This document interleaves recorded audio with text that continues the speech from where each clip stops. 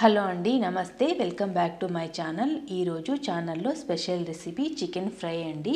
చాలా తక్కువ ఇంగ్రీడియంట్స్తో ఈ చికెన్ ఫ్రైని చాలా టేస్టీగా వండుకోవచ్చండి.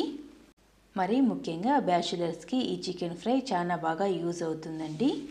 చదువుకుంటూను లేక ఉద్యోగాలు చేసుకుంటూను బయట ఊర్లలో ఉంటారు కదండి, రూములు తీసుకొని పిల్లలు. అలాంటి వాళ్ళు బయట హోటల్లో పప్పు రసం తెచ్చుకొని తింటుంటారు కదా, వాటిలోకి ఈ చికెన్ ఫ్రై బెస్ట్ కాంబినేషన్ అని చెప్పచ్చండి. అలాంటి ఈజీ ఎంతో టేస్టీ అయిన చికెన్ ఫ్రై ఎలా ప్రిపేర్ చేసుకోవాలో చూసేద్దాం. ముందుగా స్టవ్ పైన బాండ్లీ పెట్టుకుని అందులో ఆయిల్ వేసుకొని ఆయిల్ హీట్ అయిన తర్వాత మనం ముందుగా శుభ్రంగా కడిగి కట్ చేసి పెట్టుకున్న ఒక 1/2 kg చికెన్ని వేసుకోవాలండి. చికెన్ వేసుకున్న తర్వాత ఫ్రైలోకి సరిపడా ఉప్పు వేసుకోవాలండి. మనం ఉప్పు వేసుకున్న తర్వాత ఇందులోకి ఒక చిటికెడు పసుపును కూడా వేసుకోవాలి. పసుపు ఉప్పు వేసుకున్న తర్వాత చికెన్కి పట్టే విధంగా బాగా కలుపుకోవాలండి. చికెన్ ముక్కలను బాగా కలుపుకున్న తర్వాత ఒక 2 నిమిషాలు అలాగే ఉంచాలి. 2 నిమిషాల తర్వాత మరొకసారి నీట్గా కలుపుకోవాలండి. ఇలా బాగా కలుపుకుంటూ చికెన్లో కాస్త వాటర్ వచ్చేదాకా మంటని సిమ్లో పెట్టుకొని కాస్త ఉడకనివ్వాలండి.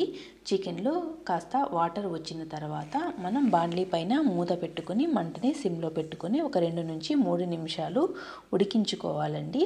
ఒక 2 నుంచి 3 నిమిషాల తర్వాత మూత తీసి ఇలా ఉడుకుతున్నప్పుడు అందులోకి కాస్త వాటర్ వేసుకోవాలండి. మనం ఫ్రై చేసుకుంటున్నాం కదండి, అందుకే ముందుగానే ఫస్ట్నే బాగా ఉడికించుకోవాలి. తక్కువ ఉడికించుకుంటే సరిగా ఉడకదు కదండి, టేస్ట్ కూడా అంత బాగుండదు, కొంచెం పచ్చి పచ్చిగా ఉంటుంది. కొద్దిగా వాటర్ యాడ్ చేసుకొని ఉడికించుకుంటే ముక్క మెత్తగా ఉంటుంది, తినడానికి కూడా బాగా ఉంటుందండి. అలా వాటర్ వేసుకొని బాగా కలుపుకున్న తర్వాత మూత పెట్టుకొని మరి కాసేపు ఉడకనివ్వాలండి. చూసారా, మూత పెట్టుకొని సిమ్లో ఉడికించుకుంటే చికెన్లో కూడా ఇంకా కొన్ని వాటర్ వచ్చి ఇలా బాగా ఉడుకుతుందండి చికెను. అప్పుడప్పుడు ఇలా మూత తీసి కలుపుకుంటూ మూత పెట్టుకుని ఉడికించుకుంటే ఒక 10 నుంచి 12 నిమిషాలకి మన చికెన్లో వాటర్ మొత్తం పోయి చికెను బాగా ఉడుకుతుందండి. ఇలా బాగా చికెను ఉడికిన తర్వాత అందులోకి ఒక స్పూను చికెన్ మసాలా, ఒక స్పూను ధనియాల పొడి, అలాగే ఒక స్పూను గరం మసాలా వేసి కాస్త వేపుకోవాలండి. మంటని సిమ్లో పెట్టుకుని వీటిని బాగా కలుపుకుంటూ వేయించుకోవాలండి. మసాలా వేసి ఇలా వేపుకుంటే చికెన్ కూడా కాస్త దగ్గర పడుతుందండి.